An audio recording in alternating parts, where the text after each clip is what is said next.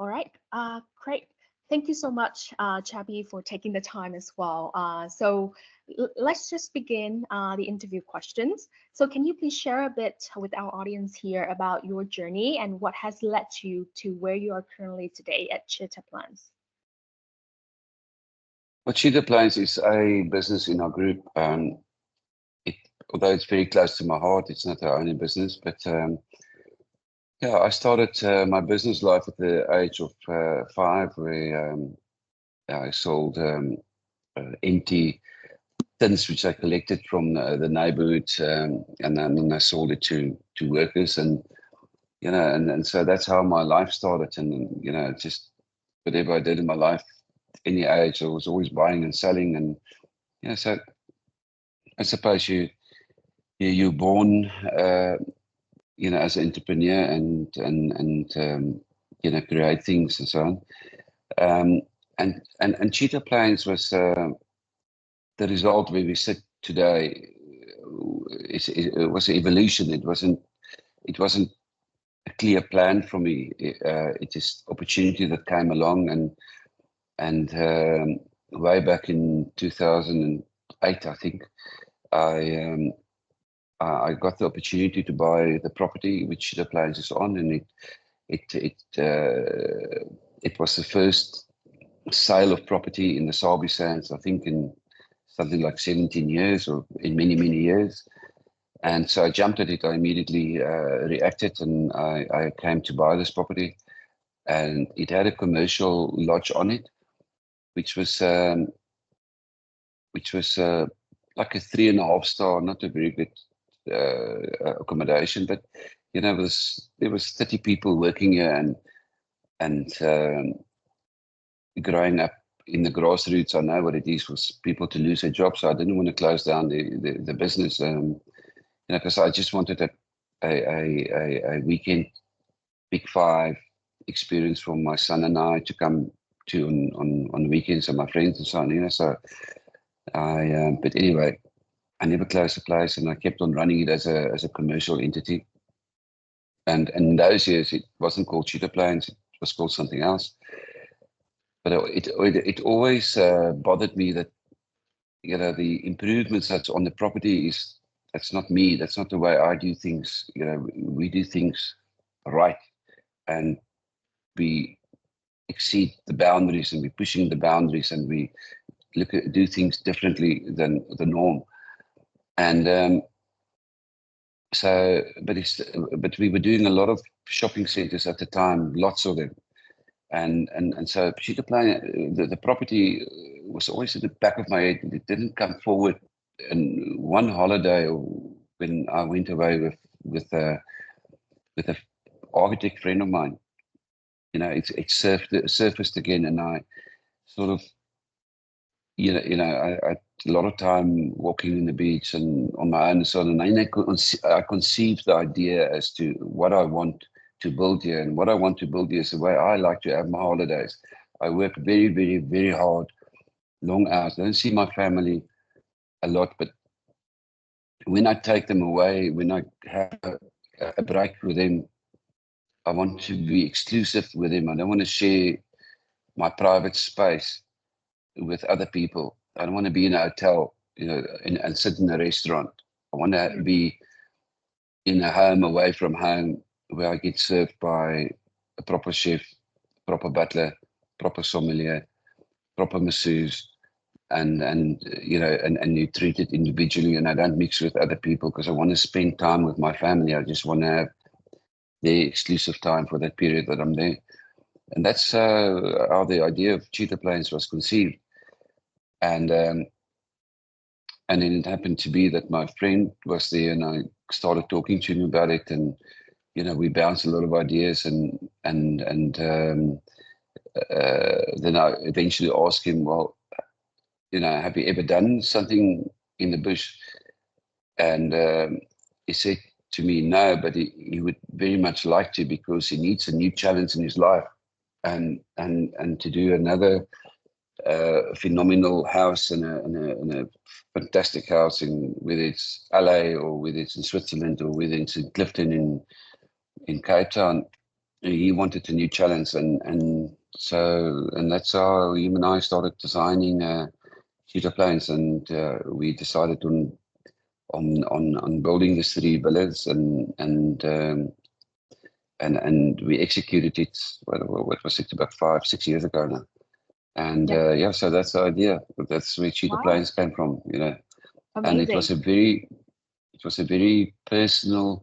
So everything here went through my hands and his eyes, and his eyes and my hands, and my wife had a big input here, and we just had a phenomenal team. It was all the projects I've done in my life. This was the nicest project. It was just absolutely all of us, him, the interior team, the interior designers, the interior architects.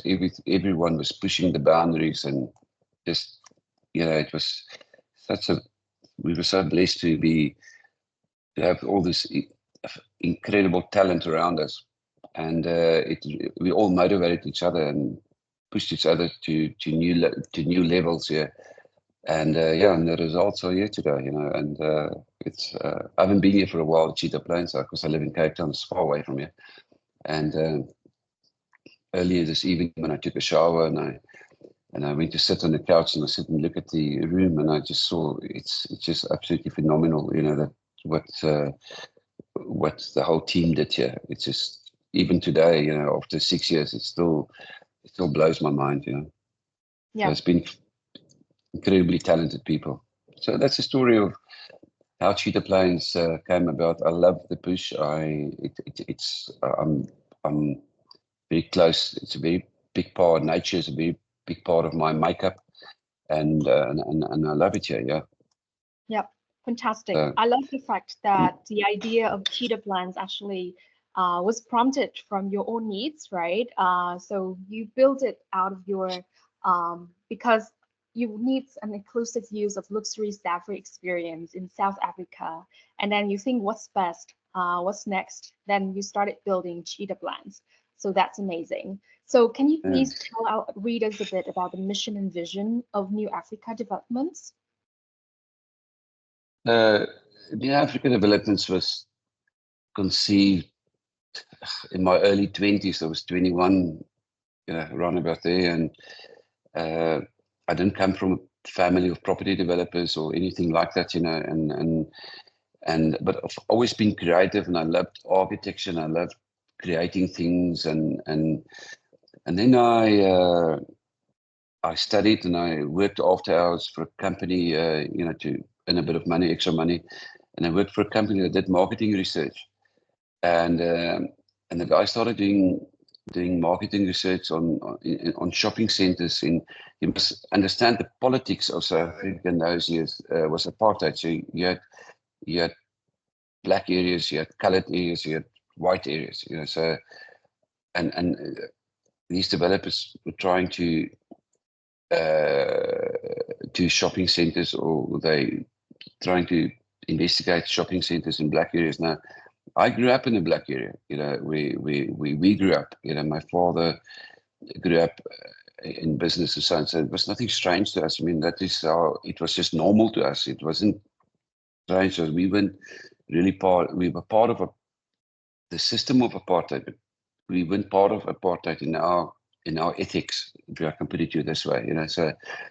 So I saw what the guys were doing and the research we did for them and how they interpreted it. It was completely wrong. And I was 22, 23 at the time, and I thought I can do this much better.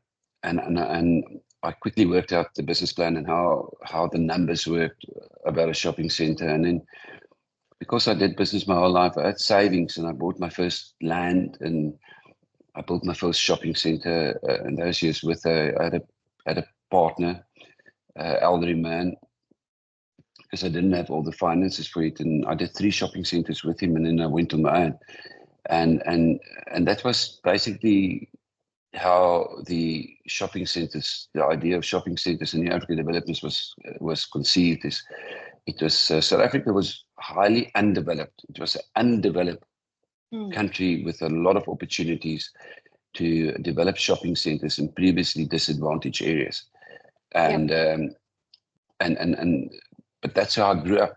I grew up in a community of disadvantaged people, and that's just, I understood it. I just understood it, and I did it. I basically in those years only had one competitor, was much older than me, and he was not a good developer. He did his buildings and everything was badly designed and badly executed and just unfriendly, So I thought, no, I can do much better than this, So I started conceiving better ideas and executing them, and I'm very, very hands-on, very, very hands-on from the architecture to the engineering to the layout to the tenanting to the operational side. I'm very, very, very hands-on, and so I just did everything better, and than the opposition, and the results came by itself.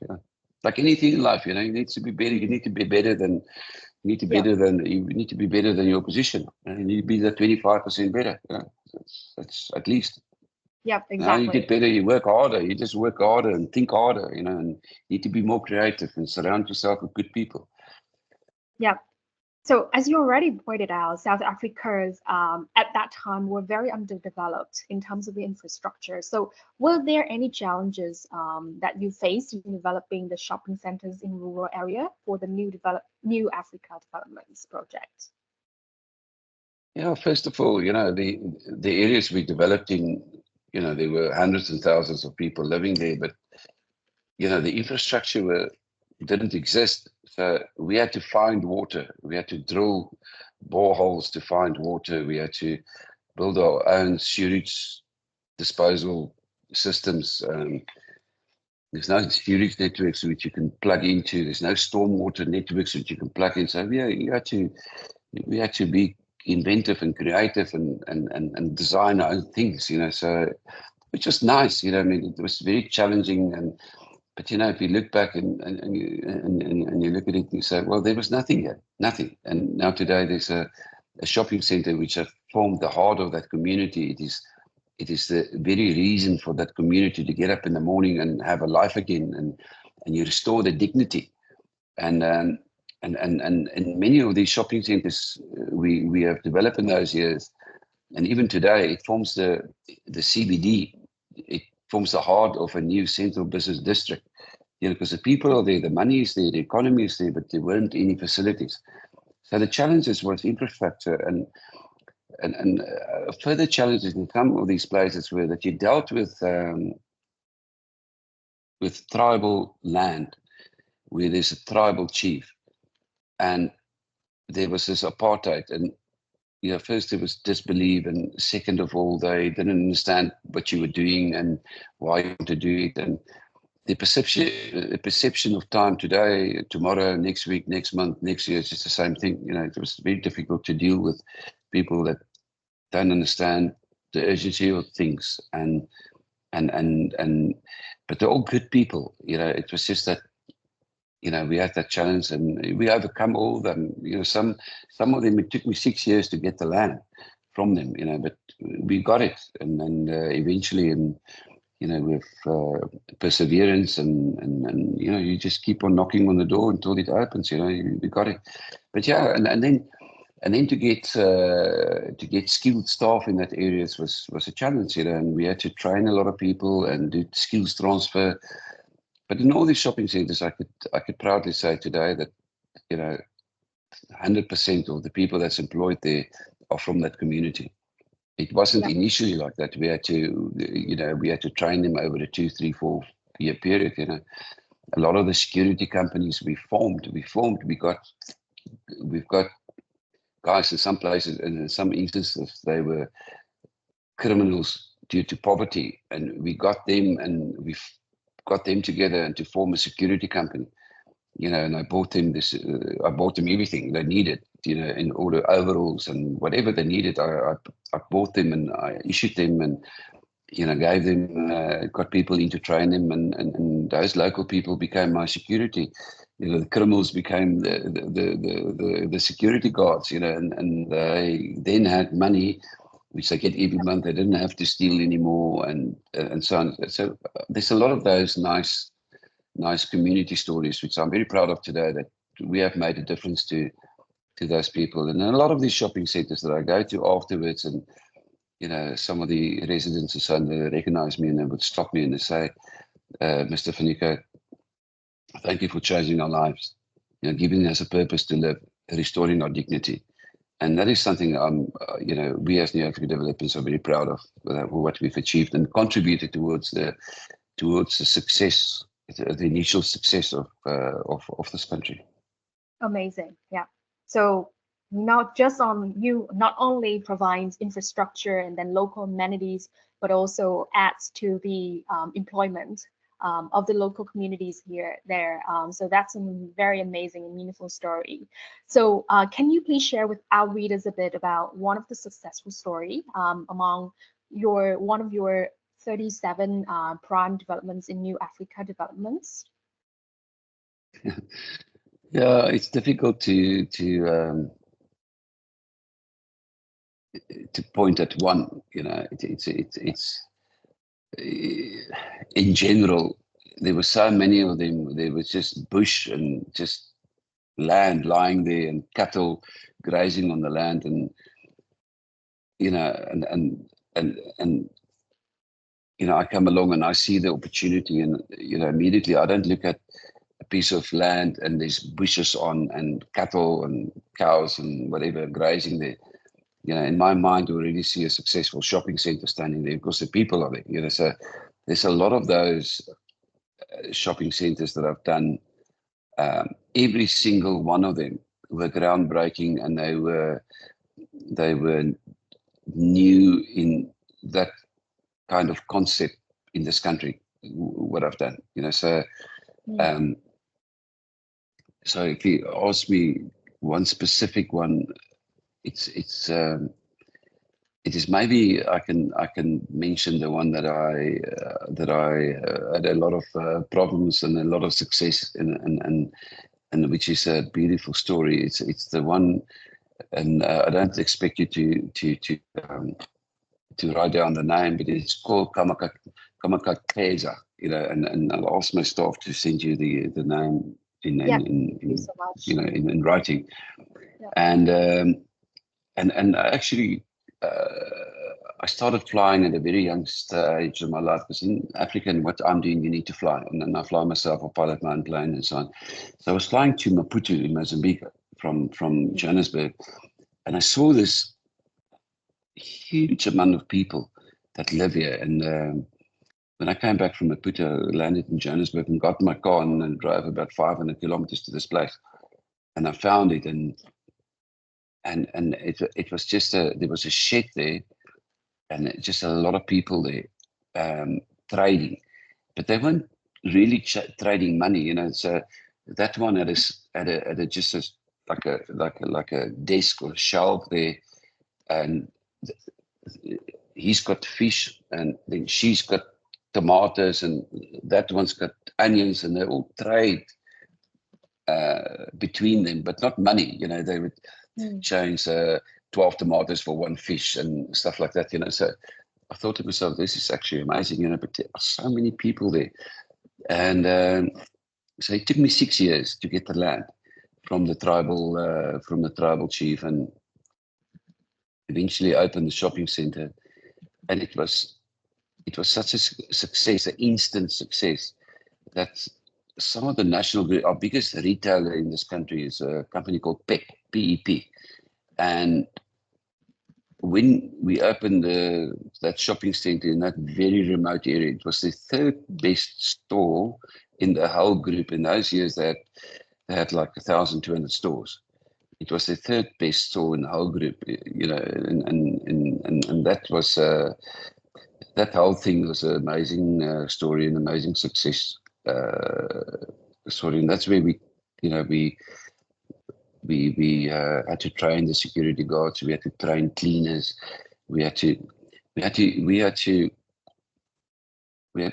built ablution blocks, with proper, like smart, But we had to train the ladies and the gents how to use a bathroom, how to use a toilet, and and it was an educational process.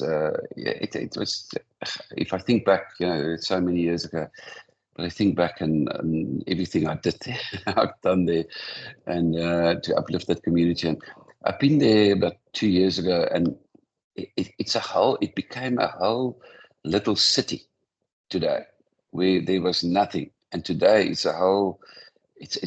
like a town, like a big town, and it's amazing how the local people, those guys that were selling the fish and trading the tomatoes and growing the onions are, today they have their own little buildings in that community, and they've uplifted themselves from nothing, but we were the first ones that's the first domino that had to fall in the whole process. And that makes me very proud as the owner of New Africa Developments.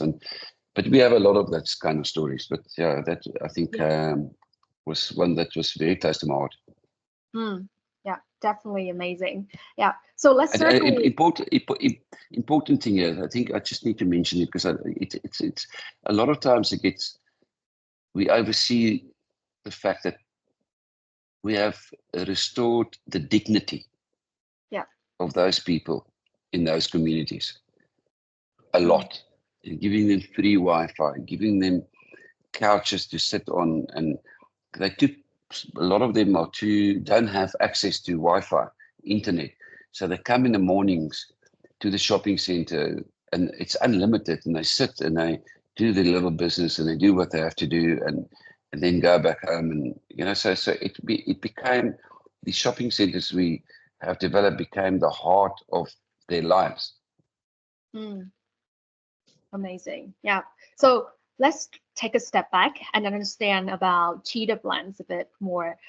So regarding the company, how do you ensure that each guest receives a personalized and private experience during their luxury safari stay? And also while incorporating sustainability practices into the daily operations of the experiencing? Okay, that's a lot of questions in one sentence. So the first question is, how do we ensure that the stay of the guests are personalized? Okay, so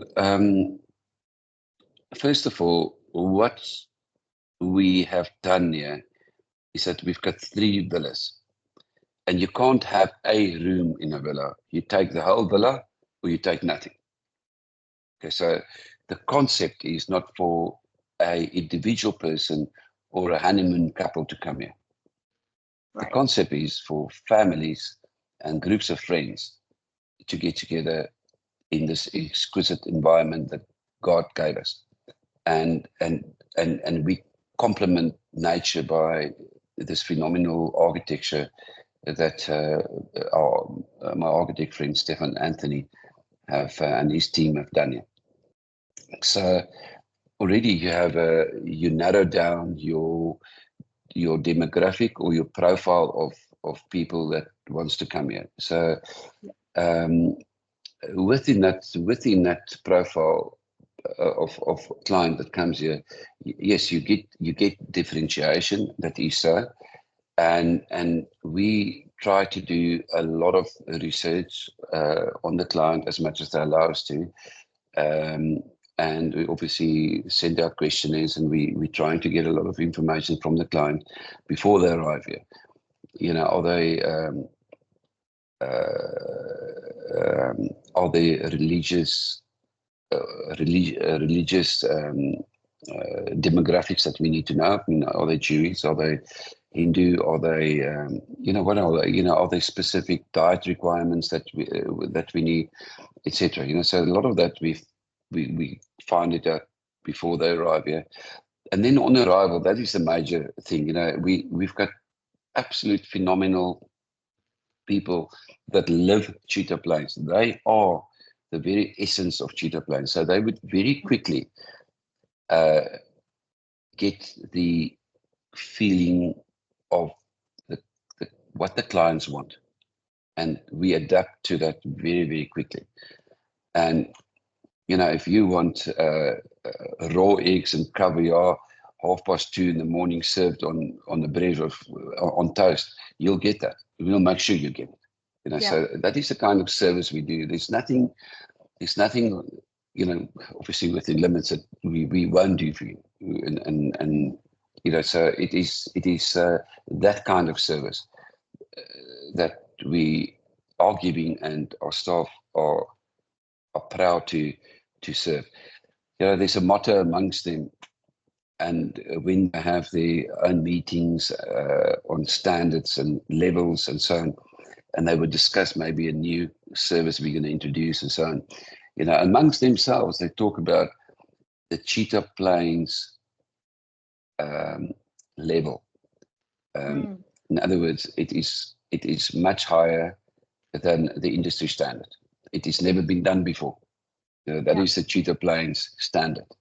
And so that is how our team here operates, and that's how they work. And you know, I get involved, yeah, I do, but much less than what I used to, because you know, once you've started the fire, it is incredible how these people live the dream and they execute the dream and etc. You know, so that is important, and it is phenomenal to see how they've taken on to this dream and to that next level that we no one has been before, that Cheetah Plains level. And it's the staff, you know, and your question is, how do we personalize it? You know, whatever the client wants,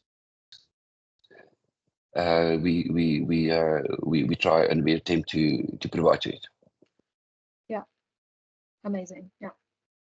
So you know, I want to tell you the story. So there was a certain client that arrived here, and they wanted to have a brand of cigarettes that you don't get in this country. And our manager here, NJ, quickly went onto Google, and he found this one store in Johannesburg. Now, Johannesburg is a good 500 kilometers from here. He got in his car that night and he drove there. And he went to buy that packet of cigarettes. And the next morning, before that guy woke up for breakfast, we had his packet of cigarettes, which, like I said, was cigars, cigarettes, whatever it is. I can't remember the detail. And that's the kind of, he drove 1,000 kilometers through that night to get that guy's packet of cigarettes. Wow. That's Cheetah Plains. That's Cheetah Plains. Yes. Oh, wow. That's very amazing. Yeah. So regarding the sustainability practices, can you please share a bit about some initiatives that Cheetah Plains have in place to ensure and incorporate sustainability to your operations? Look, like I said to you, nature is very, very close to my heart, and we are merely guests in nature. If you look around and if you've been in the bush like a lot of us have been, and you know, it's like 1 billion years ago, the way God made it, it's still like this. And what I appreciate and my whole drive and my whole motto, we are merely guests in nature. Look after it and it will look after you. So we from our water, our waste disposal, our energy, everything we do as little impact on nature as possible, and we keep on improving that. We keep on reducing our footprint and our impact which we have on nature, from recycling our grey water and you know and use it as irrigation in our gardens, to you know we've got 1,000 solar panels. We've got 1,100 kilowatt hours of storage for energy storage. We producing 300 kilowatt hours a day through our solar, and we keep on improving it. We're busy investigating at the moment to install a hydrogen plant So the whole time we're striving to improve and to make things better and more environmentally. It's such a common used word, environmentally friendly. But you know, to not to have a footprint on nature, to have at least smallest footprint here, and Yeah. and we're trying to strive with that. But it also needs to make economical sense. Even if it's over 10 years, that's fine. So I invest in that. We have a thing that irritated me when I went on game drives is that, you sit in a diesel oil burning vehicle that makes quite a impact, quite a noise when you're on a game drive. It's a diesel vehicle. And when you stop at a sighting, your guide will switch it off, and then you want to move 1 or 2 meters forward, he starts it again, it goes wang, wang, wang, wang, grrr. And that, you've got lions here on a kill, you want to be dead quiet, or a leopard on a kill, or, something is stalking something, and, it irritated the hell out of me. And I said, no, we're going to change this. And we built our own electric vehicles, which are dead quiet, so we just like whisper through the bush without any noise impact, or never mind the CO2 gases we're pumping into the air. So we now, as we speak, we're going through a process of course technology. This was done 5-6 years ago, so the technology has changed and it's so much better today. So I'm busy revamping all my vehicles at the moment, making them even more quieter, making them even more environmentally friendly. We've got new batteries we're putting in that last so much longer, so we don't have to charge them so often, and stuff like that. We keep on improving the whole time. We don't stop improving. In order to minimize our impact we have here. Like I said, we guest to nature, respect the nature, look after nature, and the nature will look after you. Yeah.